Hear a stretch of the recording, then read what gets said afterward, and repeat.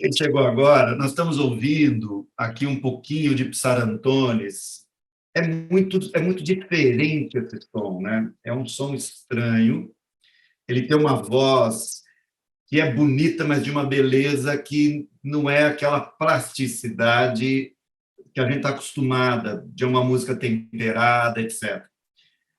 Mas é um som que me recorda muito, no meu imaginário, né, no imaginário do Luiz, aquilo que seria os cantos antigos. Por quê?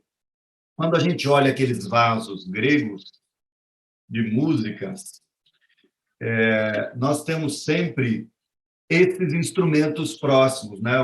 O vaso, este vaso sendo tocado, e esse instrumento, que eu não vou me recordar o nome, mas que ele parece um violino, mas ele é tocado com esta haste com guizo, né?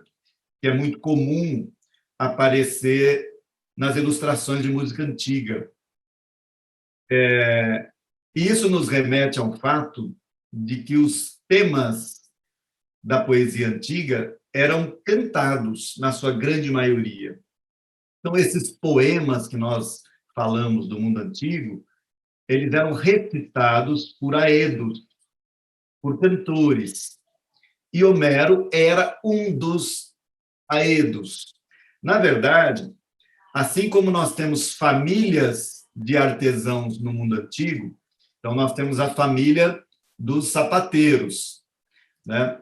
Nós temos a família da turma que faz, que trabalha com couro, etc. E você tem a família dos cantores. Há uma tradição nessa família. Então, dizem que a família que vem dessa descendência de Homero eram os Homeridas. Por isso, nós não sabemos com clareza se Homero existiu ou se era uma tradição de uma família chamada Homeridas. Mas a cultura folclórica em torno de Homero nos conta que ele era cego. Este Homero, que nós não sabemos se existiu ou não, ele era um cego, cantor.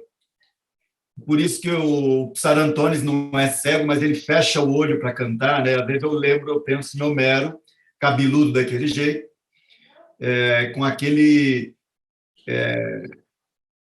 A gente pode falar tudo, né? Gostei, não gostei, mas é um canto que sai do fundo da alma, né? Ele não está cantando, não é cantor de churrascaria, não é cantor que está querendo agradar o público, nem vender CD. Você vê que ele está cantando, agora eu vou forçar uma expressão, ele está cantando como quem reza. Olha a força dessa expressão. Ele está cantando como quem faz uma oração aos deuses. Aí a gente entende um ponto muito forte que há na aproximação entre o poeta e o profeta, entre o mito e a religião, o mito e o sagrado, entre a poesia e o sagrado. Como eu disse a vocês, a poesia era utilizada para os assuntos sagrados, os assuntos importantes. A prosa, a linguagem comum, a escrita, era utilizada para os assuntos cotidianos, para fazer contabilidade, para escrever quantos bois tem naquela propriedade, para escrever quanto de trigo colheu, quanto de farinha, para mandar um recado para a cidade vizinha. Mas os assuntos importantes, e, portanto, os assuntos sagrados, é que eram dedicados à poesia. A poesia nunca falava de coisas banais. Ela sempre vai falar das coisas que envolvem uma certa compreensão mítica do mundo, uma compreensão na qual eu canto a ordem do mundo tal como Zeus a configurou. Até aqui, ok? Então, a gente começa o nosso encontro hoje para falar deste livro, que talvez seja o livro mais importante mais importante porque é o mais famoso, tá? Eu não quero medir valores com outros livros. Agora, a Ilíada tem também o seu papel. Ela é talvez um dos livros mais lidos da história do Ocidente, se não um dos livros mais lidos da história da humanidade. Dá para entender o peso dessa obra? E é essa que nós estamos falando dela, a Ilíada. Estou fazendo uma cena aqui para falar que é muito importante o nosso livro, tá? Mas eu sempre imagino assim, ela foi compilada, é estranho pensar isso, a partir desses movimentos de aedos que cantavam. E tal como o Psarantones, que nós acabamos de ver, se sentava diante dos palácios, diante das comunidades antigas, e acompanhado de alguns instrumentos, ele cantava de cor quer dizer de memória, essa estrutura da Guerra de Troia. É impressionante, né? Aí chegamos no século VII, alguém deu uma forma para ela. Nós atribuímos esse alguém a Homero, mas alguém deu uma forma para essa estrutura em letras. Século VII, 8 antes de Cristo. Antes de Cristo. Mas ela já era cantada pelos aedos, tá? Então, esse é um primeiro ponto da nossa aula para falar desta obra. Na aula passada, a gente estava falando de uma obra que foi escrita no século V a.C., que é a obra da Ifigênia, em Aulis, feita pelo poeta Eurípides. E hoje nós voltamos a uma obra que é muito anterior. Entre a obra de Eurípides e a obra de Homero, nós temos aproximadamente 300 anos. Quando a gente fala do passado, Homero escreveu a Ilíada, depois Eurípides escreveu a peça dele, tá, mas entre um e outro tem quase 300 anos. É muita coisa, né? É muito tempo. Muita coisa aconteceu nesse momento. Mas eu queria voltar no passado. Não, mais ainda, né? Nós já estamos no passado aqui. Quero voltar numa frase que eu acho maravilhosa. É uma frase dita pelo poeta Píndaro. E aí eu tenho aqui muitos de vocês, com esta veia poética. O Píndaro foi um dos maiores poetas líricos da Grécia, né? O Eurípides é um poeta trágico, o Homero é um poeta épico, e nós estamos falando agora da lírica. Da lírica, o Píndaro é celebrado como talvez o grande poeta grego. Aliás, há muitos poetas maravilhosos da lírica grega, e, no caso da lírica, nós temos poetisas também, né? Temos a Safo, da ilha de Lesbos, né? Que tem poemas maravilhosos. Então, a Safo, inclusive a ilha de Lesbos, é uma ilha que fica muito perto de Troia. Ela fica quase colada lá na Ásia, que é uma ilha dita ilha grega, mas ela está pertinha do continente asiático, lá perto de Troia. E o Píndaro tem uma frase que eu quero provocá-los com ela hoje, porque ela é uma frase incrível, acho que eu já citei. E ele diz assim: torna-te aquilo que tu és. Ele está fazendo uma máxima, né, heróica, e ele, em um dado momento, ele diz: torna-te aquilo que tu és, como uma ordem de virtude. E aí nós já temos um pepino. Como é que alguém se torna aquilo que ele já é?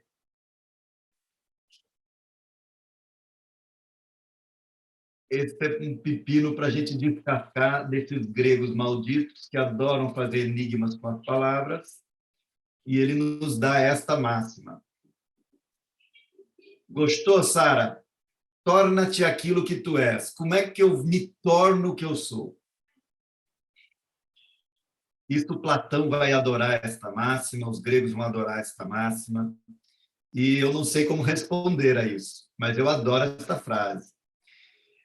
Mas eu vou começar respondendo, voltando a uma das aulas iniciais, nas quais a gente conversou aqui, que um dos grandes amores, né, uma grande paixão dos gregos é o sol, a luz do sol. Tudo aquilo que o sol toca encanta os olhos gregos. Ver a luz do sol é o fenômeno mais apreciável da vida. E não ver a luz do sol, ou não mais ver a luz do sol, nós estamos falando de maneira metafórica, tá? Não é o simples olhar. Não mais ver a luz do sol significa estar morto, é o que mais aflige o coração dos gregos antigos.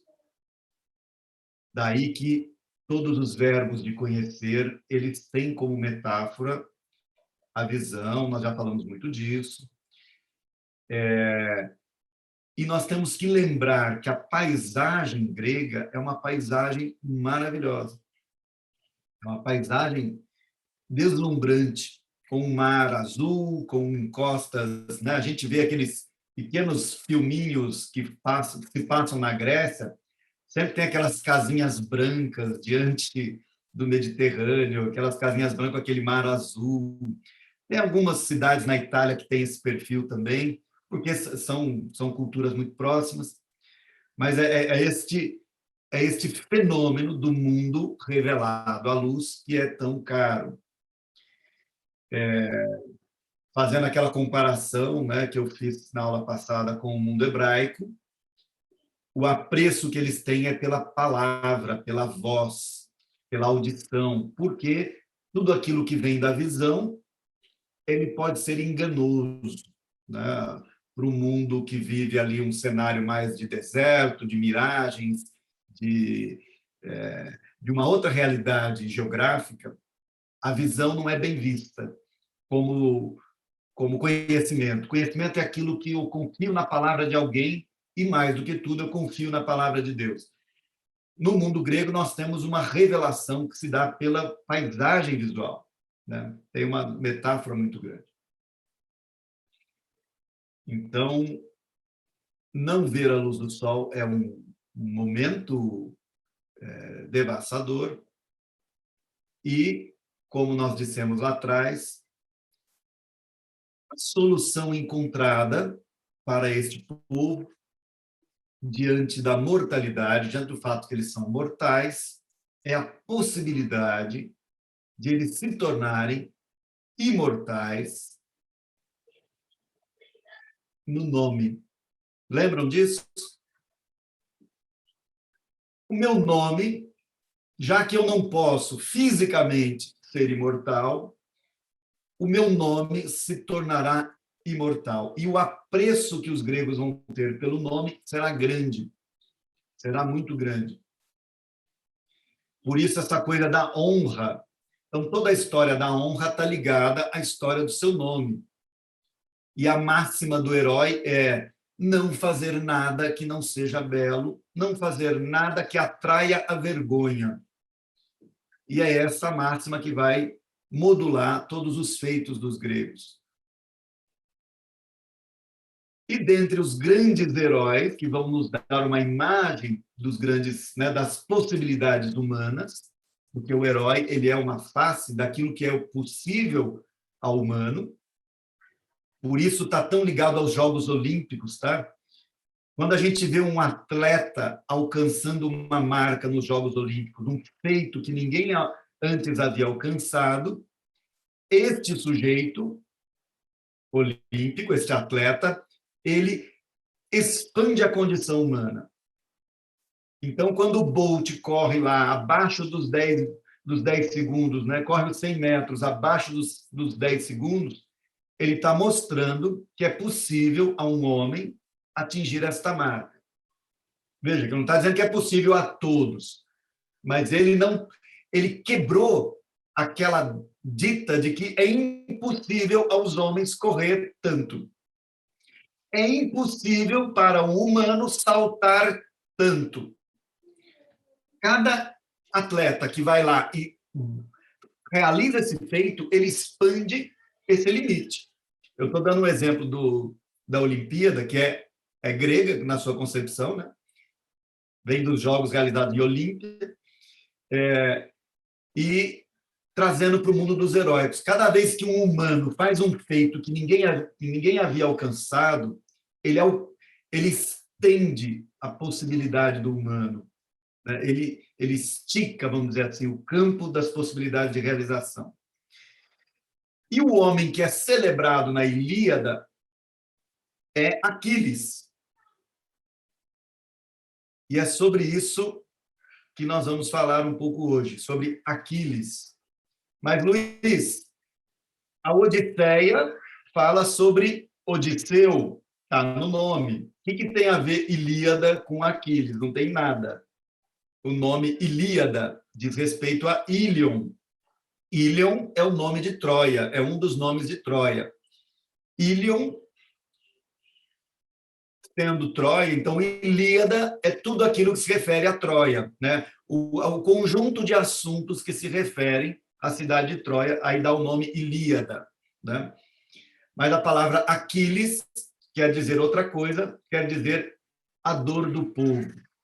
A dor do povo, que pode ser entendida de mais de um modo, mas Aquileus, né, do grego, é a dor do povo. Quem é Aquiles? Aquiles é o filho de Tétis. Vocês se lembram da Tétis? Que Zeus se apaixona, mas ele teme que o filho dela seja mais poderoso que o pai, e ele vai dar a Tétis em casamento a Peleu, e é na festa de casamento de Peleu e Tétis que Aeres apresenta a maçã da discórdia. Lembra? O pomo da discórdia.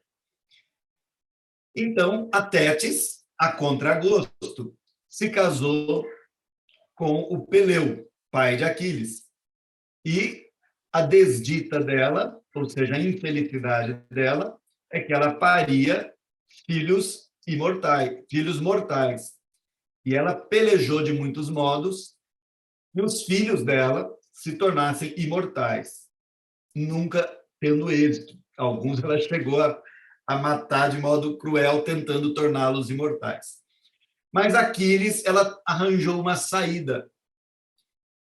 Ela conseguiu mergulhar ele, muito criança, bebê, no rio da imortalidade, que você não pode mergulhar de todo, porque senão você morre. Mas ela segurou Aquiles pelos calcanhares e mergulhou, e aonde ela segurou nos calcanhares, ele ficou vulnerável. Daí vem a lenda, o calcanhar de Aquiles. Então, o calcanhar de Aquiles é vulnerável porque é a parte que não toca nas águas da imortalidade. E, portanto, tem lá essa lenda sobre Aquiles. Sabiam dessa? Essa vocês sabiam, né? E Aquiles tem um destino muito grandioso. Quando os gregos o convocam a lutar, ele vai até a sua mãe, Tétis, que é uma deusa, e aí é uma das cenas mais bonitas dessa história, né? Ele pergunta a ela: qual é o meu futuro, minha mãe? Você que é uma deusa, devo ou não devo ir a esta guerra? E ela diz a ele: Aquiles, se você for à guerra, o teu nome será imortal, mas você morrerá, você não voltará vivo dela. Se você for à guerra, você não voltará com vida dela, mas o seu nome será imortal. Se você não for a esta guerra, você terá uma vida longa, morrerá de velhice, né? Terá uma vida longa, porém, o teu nome será mortal. Bom, dois personagens, bom, muitos personagens disseram isso, mas uma em especial, a Janis Joplin.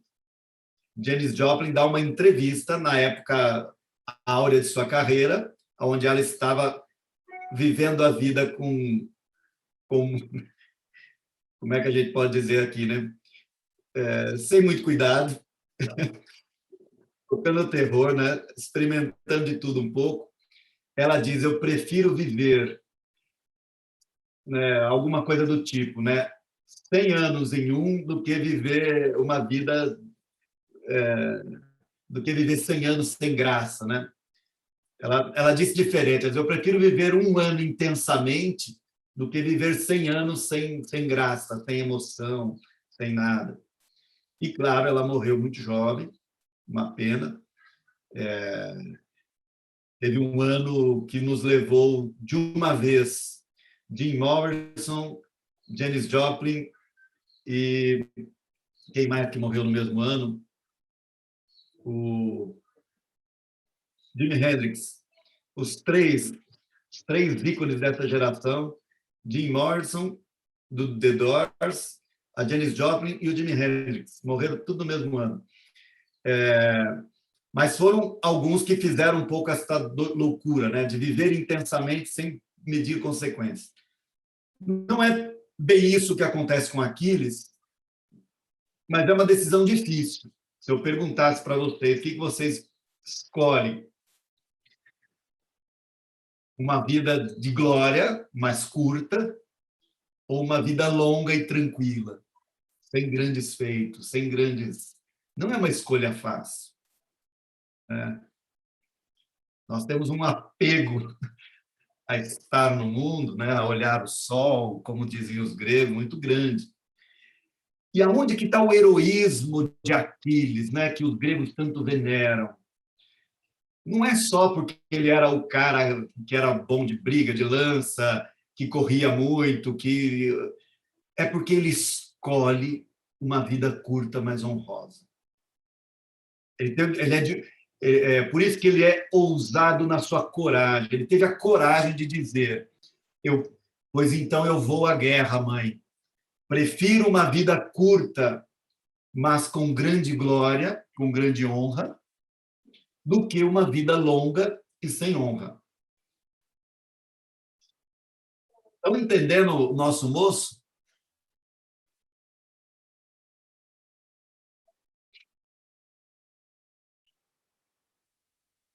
E é assim que ele se lança nessa guerra, como alguém que está em busca da, de, da sua glória, da glória de realizar o seu nome. Então, a sua honra é tudo para ele, né?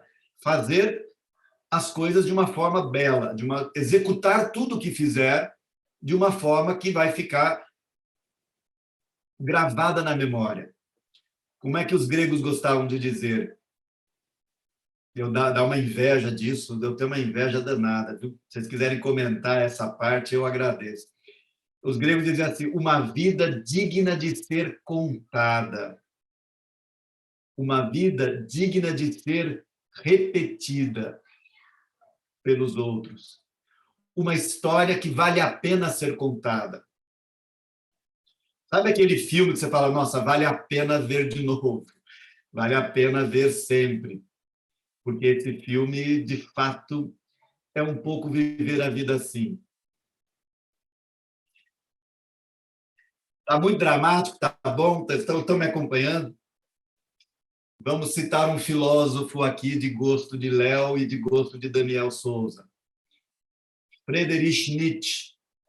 Vamos falar deste alemão que era apaixonado pelos gregos e brigou a vida inteira com Platão porque ele julgava que a obra de Platão traz uma racionalidade a este mundo trágico que o desmonta. Eu tenho lá as minhas razões para discordar, mas quem sou eu para discordar do Nietzsche, né? Mas eu tenho minhas razões para discordar dele, mas ele era um grande amante dos gregos, Um dos primeiros livros do Nietzsche é um livro da sua juventude, é um livro sobre a tragédia grega, na qual ele constrói uma tese interessantíssima, em que ele opõe Apolo a Dioniso, o apolíneo ao dionisíaco. Mas o Nietzsche tem uma história que eu adoro contar. Ele também gostava de contar historinhas, né? Ele não gostava de filosofar só na linha do argumento. Ele vira e mexe, quebra o argumento e conta uma história. E uma dessas me incomoda demais, que é essa aqui. Talvez Daniel Souza já tenha contado para vocês. Imagine que um dia um demônio apareça na cabeceira de tua cama, ou um anjo, pense como quiser. O Nietzsche fala de um demônio apareça na cabeceira da tua cama e te condene a viver a tua vida de tal modo que tudo aquilo que você viver, você reviverá eternamente. A vida que você levar hoje, até o fim dos seus dias, será eterna. Você vai sempre reencarnar e viver sua vida de novo igualzinho. Você vai sempre voltar ao mundo e viver sua vida igualzinho. Ou seja, o que você fizer hoje, você vai fazer para sempre. Na outra vida. É como se você voltasse a viver, você não pode morrer. Você morre, volta a viver e repete igualzinho a vida que você escreveu aqui na Terra, na primeira vez. Pergunta doida e doída. Se você soubesse disso, você mudaria a tua maneira de viver?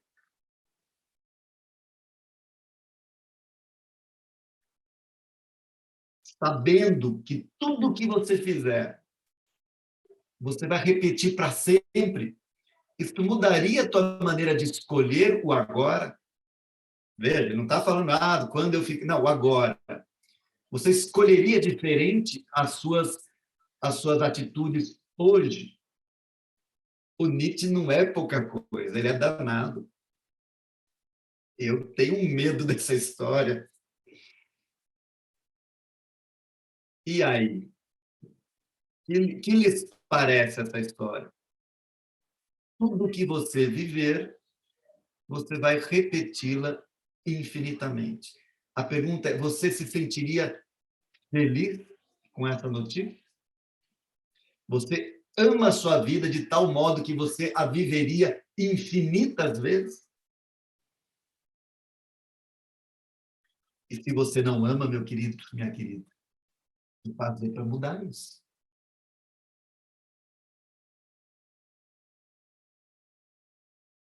Vocês já viram crianças brincando? Por isso as crianças são veneradas, seja no Evangelho, seja por Nietzsche, seja por todos. Já viram criança brincando? Eu tenho filho pequeno em casa, é uma lástima. Eles falam assim, de novo, de novo, de novo. Você fala, mas eu já te joguei para cima 30 vezes, de novo. Ele não quer outro. A gente gosta de... A gente tem uma fissura por novidade. A gente quer, não, eu não quero nada de novo. A criança gosta, não, quero brincar de novo disso. Eu já viram criança que assistiu 70 vezes o mesmo filminho? Ela quer ver de novo aquele. Não, mas vamos ver outro, vamos mudar. Não, eu quero aquele. De novo, Nemo, quero ver Nemo. Você vai, não aguento mais. Eu assisti 72 vezes aqui Os Incríveis. Aí, não, vamos ver outro. Não, eu quero aquele. Estão entendendo? A graça da repetição. A graça do estar de novo. Viver a minha vida de tal modo que eu queira de novo, mais uma vez. Mais uma vez eu quero viver isso. Mais uma vez eu quero viver isso. É duro. Para quantas coisas eu... Estamos fazendo terapia coletiva agora aqui, né? Para quantas coisas eu diria sim, mas eu quero de novo. Para quantas eu diria não, eu não quero de jeito nenhum. Me livre disso. Né? É porque ela mexe, né? Ela mexe. E o Daniel sabe mexer, né? com esses temas aí. Mas ela mexe muito com a gente, né, Bel? Mexe muito, porque te faz olhar para a tua vida como uma obra de arte, e não como um acaso. Ah, vou viver. Não, não. É uma obra de arte. E esse é o lema do Nietzsche. Por isso, ele vai tentar substituir um pouco o conceito de ética pelo conceito de estética, de não pensar as minhas escolhas, ou melhor, ele vai tentar incluir na ideia de uma ética da existência a ideia de uma estética da existência. O que é uma estética, né? Estética é o princípio da arte. Mas da onde que vem essa palavra, Luiz? Vem de esteses, é uma palavra grega, desgraçado, inventaram todas as palavras. Esteses. Esteses é sensação, quando é sentir, né? E daí vem a ideia da estética como arte, porque é sentir a beleza. A beleza pode ser sentida, percebida. Quando você quer cessar a estese, você toma uma anestesia. A pessoa que está anestesiada, ela está sem esteses, sem sensação. Ou seja, ela não é afetada por nada. Se você tomar uma anestesia, você deixa de ser afetado. O mundo não te afeta. E a arte vai falar daquilo que nos afeta, da maneira como as coisas nos afetam, e do sentimento gerado por essa afecção. Daí, a gente dá o nome de estética para falar das obras de arte. E aí o Nietzsche vai nos falar de uma estética da existência, de pensar a vida e as nossas escolhas na lógica de uma obra de arte. Aonde que dá pau? É que o poeta, o artista, ele quer acabar a sua arte, ele quer terminar, ele quer dar um grande finale, ele quer dar o arremate. Pronto, minha obra está pronta. E nós, humanos, tememos o fim. Nós não queremos acabar. Nós queremos empurrar, né? Você já assistiu aqueles filmes, né? Eu não estou recomendando eutanásia, não, tá? Mas você já assistiu aqueles filmes que, em geral, tem o 1, o 2 e o 3, e você fala, nossa, o cara se empolgou, né? O filme bom é só o 1, o 2 e o 3, ele só quis a popularidade, e você fala, tá, a, a arte a arte acabou no 1, né? Mas o cara quis viver da sombra e esticar um pouco mais. Né? Mas ou então aquelas obras, nossa, aqui seria um fim perfeito. Se acabasse aqui, seria maravilhoso. Eu tenho várias assim, né? Aquela série Homeland, se acabasse na segunda temporada, seria maravilhosa. Aí os caras ficaram inventando, né? Matrix, o filme 1 é muito legal. Se acabasse no 1, seria maravilhoso. Aí depois inventaram 2, 3. Bom, essa é uma questão. O Aquiles opta. Vamos voltar ao Aquiles, né? O Aquiles, ele opta por viver a vida, uma vida que ele talvez desejasse repetir, uma vida que fosse gloriosa. Ok? E é isso que está o primeiro ponto do nosso herói. Ele é filho de Tétis, filho de uma deusa, filho de Peleu, e opta por uma atitude grandiosa. E nós já vimos na aula passada que o Agamemnon começa a botar água, quase que ele sai da história, né? Por um triz, ele, para defender Ifigênia, poderia ter morrido ali, sem a glória de Troia, da queda de Troia. Então, por isso que é tão dramático aquela peça que eu mostrei para vocês. Porque ela é uma peça que o tempo todo, do começo ao fim, por isso Eurípides é grande poeta, do início ao fim, é uma tentativa de frear o mito. Agamemnon quer frear o mito mandando uma carta que impede Efigênia de vir, né? O Aquiles quer frear o mito que impede de matar Efigênia, a mãe quer frear o mito ameaçando o pai, enfim, todo mundo quer impedir a guerra de Troia, porque a guerra exige grande sacrifício, inclusive o sacrifício da filha. E agora nós vemos o último ano, eles partem, tem ventos, e nós vemos o último ano da guerra. E no último ano da guerra, nós nos defrontamos com uma cena. Aliás, gente, o primeiro canto da Ilíada a gente podia depois olhar aqui. É maravilhoso, né? Com aquela cena que é a seguinte: os gregos, naquela de pilhar as cidades que estavam próximas de Troia, que eram aliadas a Troia, eles vão pilhando, fazendo o cerco, eles não conseguem entrar em Troia, e numa destas cidades, eles destroem o templo de Apolo. Não contentes em destruir o templo de Apolo, eles pegam a sacerdotisa do templo, chamada Criseida, os nomes não são bonitos para nosso gosto, né? A Criseida, que significa filha de Crises. Crises é o sacerdote do templo. Eles pegam todos os tesouros do templo, saqueiam o templo e levam, junto com os tesouros, a filha de Crises, uma jovem belíssima, belíssima, prendadíssima, que é a filha do sacerdote.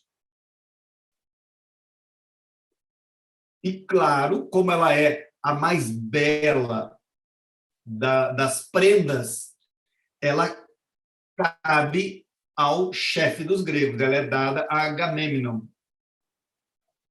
Ok? Até aí foi? Vamos fazer um parênteses aqui. Esse é um tema muito esquisito para nós, mas numa guerra como esta, em todas as guerras, mas como esta, eles falam do butim, do saque, da recompensa, do espólio. O que é o espólio? Ora, se eu venci a sua cidade, né, a sua fortaleza, todos os bens que estão nela são meus, inclusive pessoas. As pessoas são meu direito. Eu posso levar tudo, porque eu invadi e peguei. E a honra, isso que vocês precisam entender com clareza, a honra, ela não é assim, atribuída só com palavras.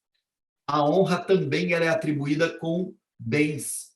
Então, a quantidade de bens ela é equivalente ao tamanho da honra. Então, pode ter um problemão, tá? Pode ter um problemão se eu dividir os bens do espólio de uma maneira que algum grande herói se sinta desprivilegiado. Opa, isso não, pô, né? Eu sou aquele ganhou mais do que eu. Como assim? Ok? É como, não sei como é que a gente pensa isso, né? É como num jogo de futebol, assim, no final do campeonato, o troféu do melhor jogador não fosse para o melhor jogador, sabe? Fosse para outro. E fala, pô, mas peraí, como assim, né? Todo mundo viu, todo mundo está falando que eu fui o melhor e vocês dão para outro, é uma sacanagem. Eu perdi a minha honra, né? Bom, quem ganha o prêmio máximo? Agamemnon. Por quê? Porque ele tem a maior honra, porque ele é o rei daquela expedição, ele é o chefe. Entenderam? Aí o que acontece? Crises, o sacerdote, ele pega um monte de dinheiro lá da cidade dele, tesouros, e ele vai até aonde os gregos estão acampados, né? Aonde que eles estão acampados? Na beira-mar, perto dos navios. Ele vai humildemente e diz: ó, oh, aqueus, ele fala um monte de palavras bonitas, enfim, eu queria resgatar a minha filha, e eu vim oferecer o resgate. O resgate é uma quantidade de bens absurdas, né? Baús com muito ouro, prata, etc. Vocês podem levar tudo o que quiserem, mas devolvam a minha filha. Ela é sacerdotisa, ela é o meu maior tesouro. Ela é a sacerdotisa do templo. Não façam isso com o templo de Apolo. Receba esse dinheiro em troca, porque ele sabe que ele não pode simplesmente ir lá e pedir de volta. Ele te ofereceu algo no lugar. É esquisito para vocês, eu sei, mas é assim, tá? E o Agamemnon diz a ele: sai da minha frente, porque se eu continuar olhando para você nos próximos minutos, ou se você voltar aqui depois, eu juro que eu te mato. Ele fala de um jeito bonito, tá? Ele fala lá com poesia e tudo, tá lá no texto, a gente pode olhar. Mas eu juro que eu te mato. Sai daqui.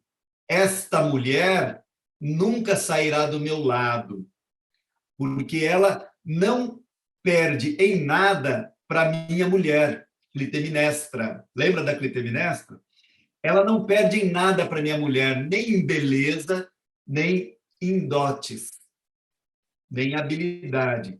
E até o fim da sua vida, ela vai ser minha e me servir, seja no serviço da casa, seja no leito. Ou seja, ele quer ela para ele. Seja na minha cama, me servindo, como uma concubina, seja nos serviços da casa, ela vai morar comigo ao lado da minha mulher. Eu vou levá-la como a minha a minha nova, né, meu novo brinquedinho aqui, né? Eu vou levá-la comigo. Ela é a minha nova preferida. Estou apaixonado por ela. Ok? Gente, você pode se escandalizar, mas tem coisa pior na história, tá? Mas era assim as regras. E ele ameaça o sacerdote. E o sacerdote sai de lá morrendo de medo. Agamemnon está, né, se achando. E ele vai ao templo e reza para Apolo. A reza está lá no canto 1. Então, vocês estão acompanhando? Ele reza para Apolo e reza assim: Apolo, se tudo que eu fiz até hoje lhe foi atraente, se você acha que eu fiz bons sacrifícios, eu queimei gordas coxas de boi em sua homenagem, eu matei tantos cabritos em sua homenagem, se você está feliz com o sacerdote que eu sou, faz justiça a mim. Olha como eu fui insultado, olha como o teu templo foi insultado, e olha a situação da nossa, né, da sua sacerdotisa e da minha filha. E Apolo sai furioso, furioso contra os gregos. Aí Apolo se senta no escuro, pega o seu arco e suas flechas, é linda essa descrição, seu arco argênteo, um arco de prata, as suas flechas de prata, e começa a mandar flechas no acampamento dos gregos. Primeiro ele acerta as mulas, os cavalos, né, os bichos, depois ele acerta os cães, e depois ele começa a acertar os homens. Como é que a gente lê isso? A peste. A peste toma conta do exército grego. E durante 9 dias começa a morrer muita gente de doença. Os bois morrem, o gado morre, os cavalos começam a morrer, os cães começam a morrer e os homens começam a morrer. E o exército fica em pânico, está todo mundo morrendo de peste. E não dá para fazer quarentena no barco lá, né? Lá eles estavam com a peste assim, não tem o que fazer, né? Estão na praia aqui, não tem máscara, não tem, né? Não tem não tem, enfim, a peste toma conta. E aí eles vão chamar o Cáucas. Quem é o Cáucas? É aquele que previu que Troia cairia no 10º ano, e foi por causa de Cáucas que os gregos se aventuraram a ir contra os troianos. Ó, os deuses estão a nosso favor. O Cáucas disse. Depois, foi por causa de Cáucas que Agamemnon foi sacrificar a filha dele, que deu no que deu, nós vimos que ela, no fim, não foi sacrificada. Mas quem é que disse que Agamemnon tinha que fazer isso? O Cáucas. E agora, o Aquiles, numa reunião, ele levanta e fala, olha, ou melhor, ele conclama uma reunião, faz uma ágora lá na beira-mar, e ele diz, nós precisamos sair deste impasse. Não é prudente que a gente tenha dois inimigos, que a gente atue em duas guerras, ao mesmo tempo contra os troianos e contra a peste. Com duas guerras nós vamos perder. E se pergunte ao Cáucas, porque ele sabe ler nas vísceras dos pássaros, por que o exército está morrendo, por que a peste. Aí o Cáucas diz assim, Aquiles, eu cedo de bom grado os dotes da minha arte em dizer a você o que está acontecendo, desde que você me dê sua palavra de que você vai me proteger, porque a hora que eu disser o que eu tenho para dizer, eu corro risco de vida. É possível que o Agamemnon não goste. Tudo isso ele fala em público ali. E o Aquiles, já muito metido, já diz, não, pode falar que enquanto eu estiver aqui, vivo, ninguém vai pôr a mão em você. Então, o Aquiles já está também bancando, né? E o Cáucas diz, olha, a peste se deve ao fato da injúria feita a Crises, que rogou a Apolo pelo rapto da sua filha. Enquanto não devolvermos a filha de Crises ao seu pai, a Criseida, a peste não cessará. Aí o Aquiles diz a Agamemnon, ó, não tem opção, cara, tem que devolver a moça para o pai dela. Não tem o que fazer, né? Ele diz isso com versos bonitos, tá? Eu estou falando de maneira grosseira aqui. E o Agamemnon fala, é muito fácil para vocês falarem, porque não é o prêmio de vocês que está em jogo. Eu desejo essa mulher, eu quero ela para mim. Não me é fácil devolver. Mas, em nome dos gregos, da nossa aventura aqui, em nome de tudo que nós já fizemos, veja que ele já tinha sacrificado uma filha. Ele já estava puto com esse negócio, né? Eu que tenho que sempre sacrificar o meu. Já tinha sacrificado uma filha, mas se é pelo bem da nossa expedição, tudo bem. Eu até cedo, a contragosto, mas eu cedo. No entanto, não é digno que só eu fique sem o meu prêmio. Só eu tenho que sair perdendo. Justamente eu, que sou o chefe de todos, o maioral aqui, né? Que eu sempre saia perdendo. Então, eu quero, em reparação, um prêmio, uma parte do prêmio de vocês. Então, eu quero de Ulisses, de Ájax e de Aquiles, os grandes, né? Os maiores, e vocês também me dê uma recompensação que me agrade, porque eu estou abrindo mão da minha. Então, pode ir lá pegar a moça, devolver para o pai dela, tinha que fazer um rito, uma celebração, hecatombes, matar bois, etc., né, para purificar tudo aquilo, para Apolo aceitar, né? Tem um rito, não é assim, vai lá e devolve. Tinha que fazer uma cerimônia religiosa. Só que o Aquiles ficou doido, né? Ele falou, olha, não é bom que se parta novamente aquilo que já foi repartido. O que é meu, o que é do outro, é do outro, o que era teu, era teu. O Deus não pediu o meu, ele pediu o teu.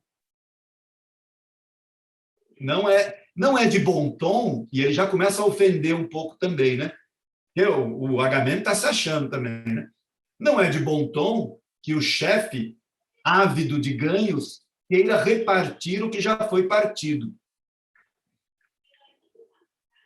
E aí começa uma contenda entre eles. Fala, mas você vai me dizer o que eu devo ou não fazer, né? Você que vai se colocar contra isso. E o Aquiles vai dizer umas boas para ele. Vai dizer, olha, eu não tenho nada com os troianos, eu nunca briguei com eles, eu estou aqui por causa do nosso acordo, etc., mas eu não tenho motivo para brigar com eles. Eu estou aqui. Agora, se você só quer nos ver batalhar para você ganhar os bens e a gente ficar sem honra, você que nunca se atreveu a ir lá na frente de batalha, né, ele vai acusar Agamemnon de ser covarde. Né? Você fica aqui só consumindo os bens, enquanto que nós, na hora do vamos ver, somos quem decidimos a batalha. E por aí vai. E o Agamemnon, depois deles se ofenderem, vai dizer, pois já que você se acha tão importante, é justamente o teu espólio que eu quero. E é ele que eu vou pegar. E eu mesmo vou pegar com as minhas mãos. E aí de você, se quiser intervir. Né? E o Aquiles já tinha dito que não queria mais guerrear com ele. Ele falou, não preciso de você. Você acha que você é o mais importante de todos? Os dons que você tem não é mérito teu, é favor dos deuses, por ter nascido de uma deusa. Mas aqui eu tenho muitos outros homens valorosos que lutam ao meu lado. Não preciso do teu. Aliás, você é um encrenqueiro, né? Você fica sempre fazendo intrigas. E é justamente o teu que eu vou pegar. A hora que ele fala isso, o Aquiles passa pela cabeça dele, eu vou matar esse cara. Eu vou matar ele. Ele não está entendendo, né, quem eu sou, né? Eu sou Aquiles, pô. Tu vai pegar. E qual era o prêmio dele? Uma outra moça belíssima, que não é a Criseida, é a Briseida, com B. É uma outra moça. E é do espólio dele. Ele falou, já que vão levar a minha moça, eu vou pegar a tua. E ele estava super feliz com essa moça, né? E ele falou, eu vou pegar a tua. Ele falou, mas tudo tu vai pegar, tu vai morrer, né? Mas ele não fala, ele põe a mão na espada e levanta para matar Agamemnon. A hora que ele levanta, assim, ele está tirando a espada da bainha, vem do céu como um relâmpago quase, Atena, a deusa, e só ele a vê. Ela toca no ombro dele. Olha que legal, uma intervenção de Atena, a deusa da sabedoria. Ela toca no ombro dele e diz, ela diz de um jeito mais bonito que isso, ela diz, Aquiles, filho de Peleu, etc, etc. Se queres seguir-me, veja, ela não diz faz o que eu estou mandando, ela diz se queres seguir-me, e é da tua vontade acolher o meu conselho, guarda a tua espada na bainha, cessa o teu ânimo, a tua fúria, engole, né? Engole a tua fúria, cessa o teu ânimo, guarda a tua espada na bainha, e que quem está me mandando aqui é Hera, para te aconselhar, porque muitos prêmios maiores nós te consideramos no futuro. Você terá em dobro ou ao triplo os bens que hoje você está perdendo. Se queres, insulta ele com palavras, mas não lhe tire a vida. E Aquiles obedece o conselho. Ele guarda a espada, poupa a vida de Agamemnon, mas diz a ele estava com o cetro na mão, porque ele estava falando, né? Os gregos, quando falam, cada um pega o cetro na mão. Ele pega o cetro na mão, da fala, da ágora, que enquanto está falando, todos têm que ouvir. Ele faz um juramento solene aos deuses, e diz: pois enquanto eu persistir, né, enquanto persistir a minha ira, eu não luto mais em favor dos gregos. Eu saio da disputa. E vocês verão a desgraça que virá sobre vocês por terem causado vergonha ao mais belo dos aqueus, ou melhor, ao mais corajoso dos homens, ao mais valoroso dos homens. Vocês verão a pena que será para o exército ter ultrajado o mais valoroso dos homens. E eu me retiro para as minhas tendas, eu e os meus soldados, os mirmidões. Os soldados de Aquiles eram os mirmidões, famosos na guerra, temíveis na guerra, lutavam bravamente. Chamavam-se mirmidões. Então, ele se retira da guerra. Aí o Nestor faz uma fala maravilhosa, fala: olha, eu sou o mais velho de vocês, eu já estive com homens muito melhores que vocês. Aí ele começa a esnobar, né? Homens muitíssimo melhores que vocês não teriam, né, o pedigree para estar junto. Aí ele vai falar assim: eu lutei ao lado de Teseu, né? Olha os caras com quem ele trabalhou já, né? Eu lutei ao lado de Teseu, de fulano de tal, né? Os grandes heróis da Grécia, e todos eles me ouviam, porque a minha habilidade é dar bons conselhos. E eu vou dar agora um bom conselho. Pare com isso. Imagina o quanto não está se alegrando o nosso inimigo com esta contenda de vocês, etc, etc. Ele fala, mas nenhum dos dois atende muito, sai cada um para o seu lado, e Aquiles não mais participa da guerra. Tétis, sua mãe, preocupadíssima, vai até o Olimpo falar com Zeus. Ela se ajoelha diante de Zeus, né? Aquele gesto de súplica que eu já lhes falei, e diz: Zeus, concede honra ao meu filho, porque ele foi absurdamente desonrado. Olha o que fizeram com ele. Eu quero que você lhe conceda o favor da vingança. E Deus vai fazer. É linda essa passagem. É difícil contar uma história que você sabe que no texto é muito mais bonito, né? E Deus vai assentir com a cabeça. Ele faz assim, ó, e diz para ela: fica longe, porque senão Hera vai ficar louca, né, minha mulher? Eu, com a cabeça, eu vou dizer sim ou não. E você sabe que quando eu mexo a cabeça, quando eu tenho o meu assentimento, ninguém pode mudar a lei de Deus. Então, é Deus falando, né? Se eu assentir com a cabeça, ninguém poderá invalidar a lei de Deus. E ele faz assim, ó: eu vou favorecer Aquiles. A Hera fica doida, primeiro de ciúme, e depois porque, ao fazer isso, ela teme pelos gregos. Por que Hera e Atena estão ajudando? Porque elas querem a vingança de Helena, lembra? Do Paris, elas querem destruir Paris, porque Paris não escolheu elas, não as escolheu. E então ela fala: bom, se você favorecer Aquiles para se vingar dos gregos, o exército grego vai sofrer. Mas Zeus diz a ela: mulher, o que eu decido, ninguém se mete. Está decidido e acabou. E o que isso significa? Que Deus vai favorecer os troianos na guerra. E do canto 2 até o canto, não vou me lembrar o número exato, né? Mas até lá o canto 11, os gregos vão apanhar um monte.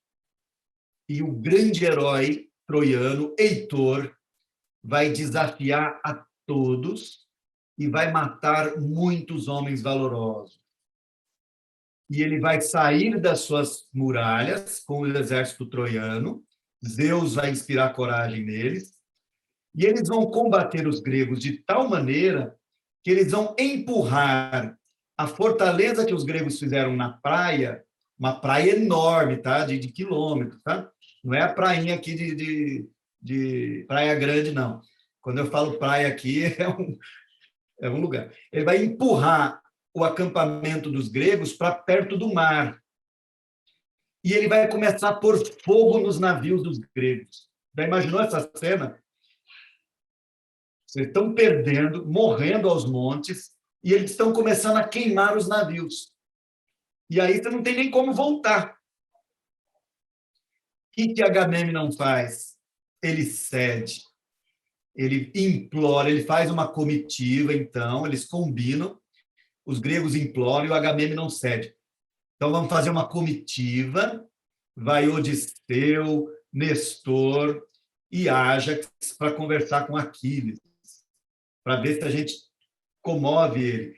Leva para ele 3 vezes mais em ouro, leva para ele de volta a mulher que eu tirei dele, oferece tudo de volta, pede desculpa e diz: Aquiles, volta para a guerra, senão nós estamos lascados. E lá vão todos falar com Aquiles. Aí o Aquiles escuta tudo, ouve, chora, chora pela desgraça dos gregos e diz para ele: fodam-se. Ah, é? Vocês querem que eu volte para a guerra? Fodam-se. Vai falar para o Agamemnon pegar a espadinha dele e matar o Heitor. Fala para o Agamemnon resolver, ele não é o bom? Fodam-se. Mas Aquiles, né, depois eu corto o foda-se da aula. Mas Aquiles, né, pensa nos gregos e fala: eu choro todas as noites pela morte dos gregos, mas fodam-se. Eu avisei, me desonraram, fodam-se. Aí o Ulisses, que é o cara que sempre convence, fala com Aquiles, e o Aquiles responde pela terceira vez: fodam-se, morram, eu estou me lixando com vocês. E aí os gregos voltam em pânico. Como é que nós vamos fazer a guerra? E o Patroclo, que era o grande amigo de Aquiles, braço direito, as más línguas dizem que eles eram amantes, né? Eles eram amantes, isso entre os gregos não era incomum, eles eram amantes.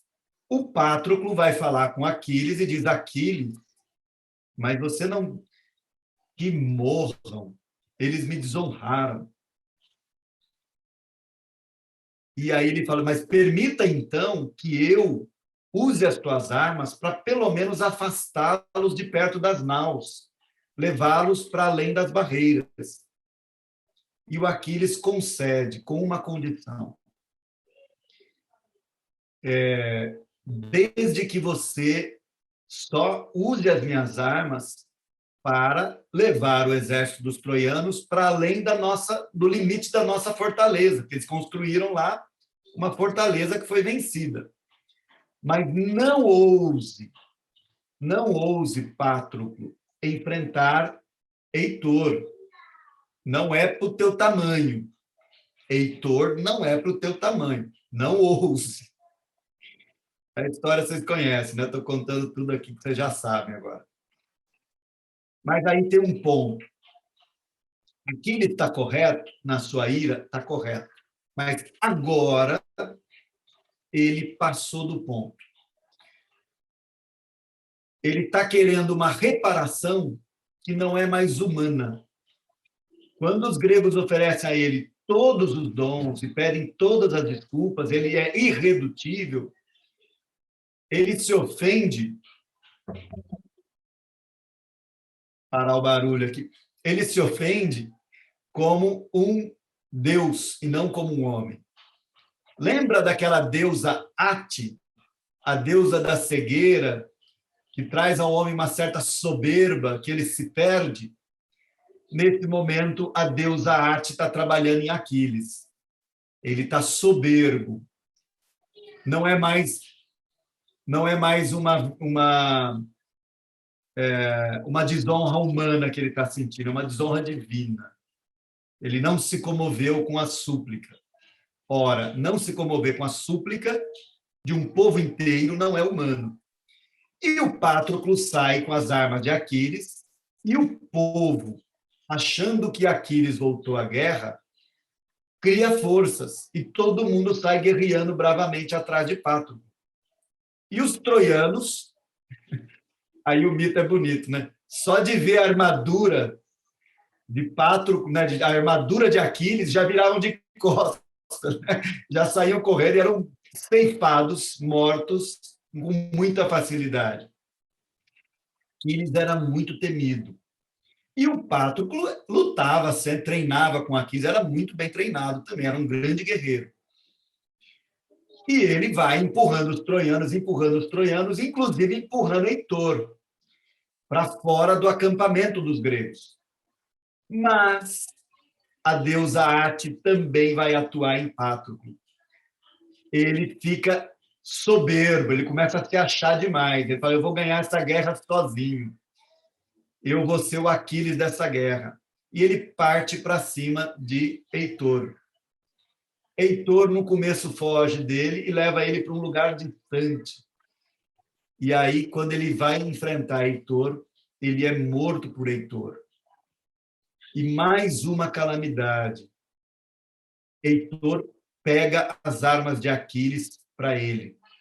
Então, Aquiles fica sem as suas armas. As armas de Aquiles tinham sido feitas pelos deuses. Era um presente da mãe. Então, eram armas poderosíssimas. Aí, Heitor, expondo a morte de Patroclo, ele achava que era Aquiles, né?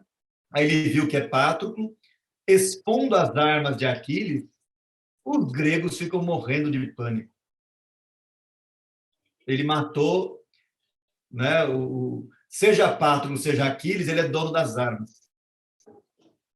Aí eles pedem uma trégua para enterrar o Patroclo, e o Aquiles pede para a mãe falar com Hefesto, o deus artesão, o deus artista, e Hefesto vai fazer novas armas para ele. Aí a mãe dele chega com armas novas. E toda a Ilíada está no escudo dele, no escudo de Aquiles, olha que bonito. Está desenhada a história da Ilíada, a história da bravura dele. E ele volta para a guerra, para vingar Patroclo. E aí ele percebe que a ira dele desmedida causou muitas mortes, inclusive a de quem ele mais amava. Se havia uma coisa que ele temia, era a morte de Patroclo. Ele chora a morte de Patroclo e vai atrás de Heitor. E ele vai matar tanta gente que o rio Escamandro, que é um rio que fica lá perto, o rio começa a querer... O rio quer afogar o Aquiles, né? Eu já contei essa história de tanto sangue, o rio quer... Ele não aguenta mais sangue. E Aquiles briga com o rio, volta para a guerra e vai atrás de Heitor. O Heitor foge dele, foge dele, foge dele, mas aí Zeus, naquele combinado com Tétis, inspira em Heitor o desejo de vencer Aquiles. Sopra nele que ele pode vencer Aquiles e se tornar mais famoso de todos os heróis dessa guerra. E ele para enfrentar Aquiles. E, é claro, ele morre.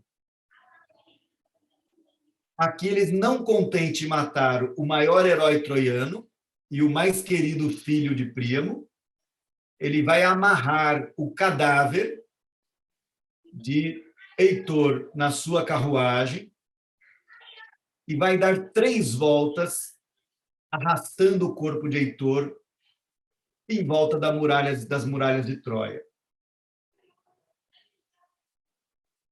Os troianos, vendo essa cena, ficam absurdamente abalados. Ele arrastando o cadáver de Heitor por 3 voltas na cidade inteira de Troia, a cidade murada, né, por fora dos muros. E aí nós temos uma cena belíssima Ele está no acampamento à noite, o cadáver de Heitor lá amarrado, e o pai de Heitor, Príamo, disfarçado, penetra no acampamento dos gregos e entra na tenda de Aquiles e tem uma das cenas mais bonitas da Ilíada, que é a conversa de Aquiles com Príamo. E Príamo vai dizer: eu conheci teu pai, Peleu, etc. E o Aquiles chora: ah, você é como um pai para mim, por que nós estamos nessa guerra, etc. E o primo vai pedir a ele um favor, que ele lhe devolva o cadáver do filho para que ele seja devidamente sepultado. E Aquiles chora muito e concede. Para nós, né, Léo? Eu estou falando com o Léo, que o Léo está aqui, eu vejo. É uma cena muito estranha, né? O cara matou o seu filho e você está lá conversando com ele de maneira muito cordial, e eles terminam se abraçando e grato um ao outro, porque ele cedeu o cadáver do filho. E eles declaram luto. A guerra para, aí eles terminam de fazer os sacrifícios de Pátroclo, os troianos fazem os sacrifícios de Heitor, e a Ilíada termina mais ou menos por aí. Luiz, mas a história do cavalo não está na Ilíada. Ela não está na Ilíada. Mas não é na Ilíada? Não. Quem fala isso não leu até o fim. Ela não está na Ilíada. Essa é uma história que vai contar que, não conseguindo entrar em Troia, Ulisses vai ter a ideia genial do cavalo, o cavalo de madeira. Por que o cavalo de madeira? Porque o cavalo é um símbolo de Poseidon. E os troianos têm uma veneração por Poseidon. Então, ele faz aquele cavalo oco, enche de soldados dentro, e vão embora com os navios. Pelo menos eles fingem que vão embora, né? Os navios todos partem. Os troianos olham aquele cavalo por uns 2, 3 dias, nenhum grego volta. Que conclusão que eles chegam? Bom, depois de tantas mortes, morto Heitor, eles nunca vão conseguir entrar aqui. Esse cavalo é um símbolo de paz. Eles desistem da guerra. E aí, eles põem o cavalo para dentro da cidade e acontece a cena que vocês conhecem, né? Os troianos à noite, bebendo, comemorando a festa do fim da guerra, depois de 10 anos, são pegos de surpresa, porque os gregos abrem os portões, a tropa que estava escondida entra, e eles matam todos os troianos homens. E Aquiles é atingido nessa contenda, atingido no calcanhar, supostamente por uma flecha. A flecha vem de Apolo, mas também é contada que ela vem de Paris. E outros dizem que ela sai das mãos de Paris, mas quem conduz a flecha ao calcanhar é Apolo, que Apolo está lutando a favor dos troianos. E os gregos matam todos os homens. Ulisses mata, inclusive, o filho de Andrômaca, o filho recém-nascido de Andrômaca, filho de Heitor, que era o herdeiro, né, do trono, e levam as mulheres todas como escravas. Mas os homens são todos passados a fio de espada. E aí eles põem fogo na cidade de Troia. Eles queimam Troia inteira, põem fogo na cidade e vão embora. Sobre esta cena, eu recomendo demais a história de Eurípides, chamada As Troianas.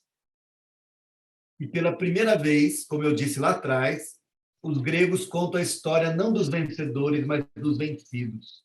É o lamento das troianas sobre a desgraça que se abate sobre elas. É uma belíssima peça. E Ulisses, como ele teve a ideia, ele vai clamar na praia, depois de tudo feito, de tudo consumado, ele vai dizer, ele não vai dizer isso, tá? Mas no meu filme vai estar assim: eu sou foda. Eu, Ulisses, sou foda. Eu venci Troia. Eu, com o meu engenho, com a minha razão, com a minha capacidade, venci Troia. Não fosse por mim, nunca teríamos entrado. Eu, de fato, sou foda. Ele vai dizer alguma coisa assim. Essa é uma versão, tá? Tem outras. E aí, Poseidon, que já estava nervoso com os gregos, falou: ah, é? Você venceu sozinho, sem a ajuda dos deuses? Curioso como você é poderoso, não? Pois então, eu quero ver você chegar em casa. Atravessa o mar, então. Já que você é foda, já que você é o bonzão, quero ver você atravessar os mares. Quero ver você chegar na tua casa. Tem o meu favor, Poseidon. Mas ele não diz isso para Ulisses, né? Isso está na mentalidade de Poseidon. E aí começa a outra obra incrível de Homero, que é a Odisseia. Ou seja, todo mundo volta para casa, menos os soldados de Ulisses e Ulisses. Eles vão ficar, na verdade, os soldados vão todos morrer ao longo do tempo, mas ele vai passar 10 anos no mar, vagando de terras em terras, sem conseguir chegar a Ítaca. Todo mundo já voltou, menos ele. Ele não sabe mais o que fazer para chegar em casa. O mar não deixa ele chegar. E aí começa a Odisseia, que é o tema da nossa próxima aula. Ufa! Gente, Ilíada, tá? Eu contei aqui uma obra de mais de 2.000 versos, não muito mais. Só o primeiro canto tem 600 versos. São 24 cantos, faz a conta aí, são mais de... Ah, eu não sou bom disso, vocês são bons de conta. É bastante, é muito. Vale a pena ler essa obra, né? É uma obra belíssima. Tem momentos assim... desculpa, já vou terminar a aula, já estamos no nosso horário, mas tem momentos maravilhosos, né? O filho de Tideu, eu esqueci o nome dele, ele vai lutar com Enéas no meio da guerra, sabe? Um está prestes a mandar uma lança no outro, ele para e fala: quem é você? Aí o outro fala: eu sou Enéas, filho de fulano, filho, né, neto de ciclano, etc. E ele para de lutar, e o pau quebrando do lado, né? Ah, eu já fui hóspede do teu pai. Puxa vida, que grande honra lutar com você nesse campo de batalha. Seu pai era isso, aquilo, outro. Ele fala: ah, meu pai falou muito de você também. Nossa, vai ser uma honra matá-lo ou morrer por suas mãos. E aí começa um papo, gente. Parece um papo de chá da tarde, sabe? Ele fala: puxa. E depois de falar uns 20, uns 200 versos, ele fala: bom, então agora vamos lutar, né?